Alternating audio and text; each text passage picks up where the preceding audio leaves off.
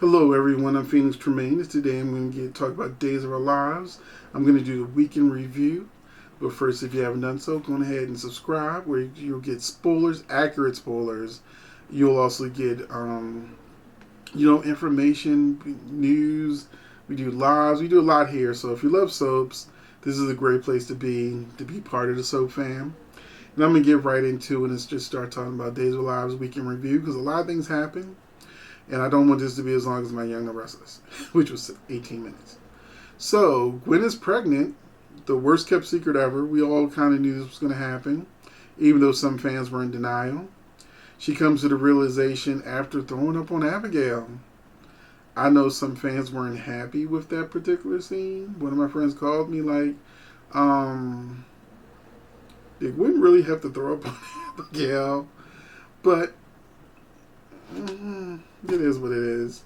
There's also people who that really annoyed me, but I try not to be negative. But saying that Gwen can't possibly be pregnant by Chad when they think maybe she's pregnant with Stefano's embryo or something, which is Days of Our Lives. That could 100% be the case. But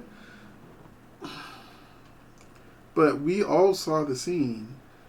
Gwen and Chad, got the freak on. And she even did it in a way that she made him come after her. She wasn't even going after him. She made everything his idea. And even though he had been drinking, he did not pass out. He remembered what happened. He remembered details. So, yes, they did it. Whether or not it's Stefano's embryo, that's fan fiction right now. But, another thing that really bothered me was I read an article. I'm not going to put the writer out there like that. But the writer said that he or she was upset that Gwen didn't offer to get rid of the baby. The writer was saying that if they had the balls to tell a Martin story, they would have Gwen do the right thing and get rid of the baby. Now, I'm pro-choice, because things happen where a person may choose to not do that. My cousin was violated at 12 years old and had the person's child. It still has her messed up all these years later, 40 years later. 47 years later. But if she had not kept it, because she gave it away, but if she had not kept it, I would have understood. So there are situations where a person may make that choice. I didn't see that choice in this matter. If Gwen decided that she wants to keep it because she had such a horrible childhood that she want the child that she and Chad created to have a chance at life, and father's a freaking millionaire, so it's not like the kid's going to be destitute like she was. And I believe that if Gwen has a child, she's going to love that child in a way that her mother didn't love her. So this is actually Gwen's chance to actually show the audience that she can also be a good person and a good mother and not just a schemer that is messing with their couple they're shipping. So I got really annoyed at this writer insisting that Gwen should get rid of it. I know that Abigail is going to make that suggestion this week, but Gwen has the right to keep her baby. This is not a situation where it's mandatory or the writers are wrong for not having her make that choice, because it would make Abigail and Chad more comfortable. Abigail's never accepting her. She's like, oh, it's just gonna cause more conflict in the relationship. It's a soap opera. That's what soap operas do. Period. Paulina tells Abe that she wants to turn Horton Square to a multicultural marketplace. Love to see it. I would love for it to come to fruition. I can't see that happening, but please surprise me, Ron. Make it happen. Theo is falling for Sierra all over again, which is now cringy because she's married and she has a mental problem. She has amnesia. If her memory comes back, she will be horrified that she betrayed her husband. So this is the same situation that Stefan found himself in when Gabby wanted him, and instead of saying no, I know you have multiple personality disorder, and that this is not what Abigail would want. Um, let's get you some help. He went on ahead and took it.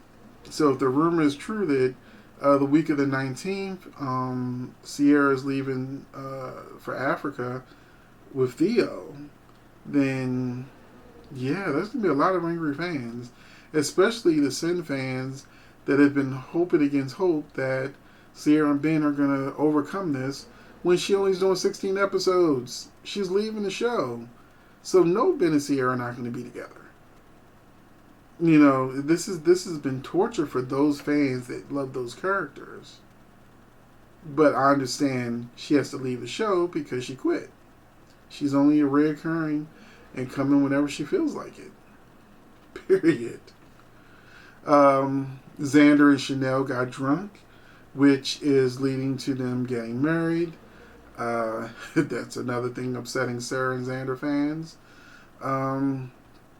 I'm not sure why the decision was made. It's such a clear departure from everything that had built up for like 2 years. But I guess I'm interested to see where this is going to go. Sean went looking for hope again, although rumor is Sierra is going to Africa with Theo. Sierra was shocked to learn Claire tried to burn her up twice. That was a really good scene. Marlena's hypnosis only made things worse. Sammy sleeps with Lucas after revealing that she doesn't think EJ loves her anymore and won't touch her. Ava and Tripp thought each other did it, but neither one of them did. Bringing us down to 3 suspects left, John, Sean, and Belle. And we saw that Belle is the next person up. I've mentioned this in other videos that I don't like the way this murder mystery is constructed. I love murder mysteries, but each week presenting a character or two, making you think they did it, and they're going, nope, not them. Okay, now let's do another one next week. That is not how you tell a murder mystery. I'm sorry. I'm a champion of the show, but I love murder mysteries too much to act like this is how murder mysteries will be written, and I've written murder mysteries myself, so this is a horrible way to do the storyline. Rafe tells Ava to go to bed like she's a child, which was really disrespectful and weird, and didn't like it at all. John heard a shot, and Belle is missing a button showing that she was at Charlie's house. Like I said, making her the next one up to potentially do it. And we find out this week who did it. I think we find out Friday. We either find out Friday or next Monday. No, we find out the 19th. The person's revealed on the 19th, that Monday. I remember that spoiler now. Jan got Belle to make a deal to keep her out of jail, but John didn't want the deal to happen.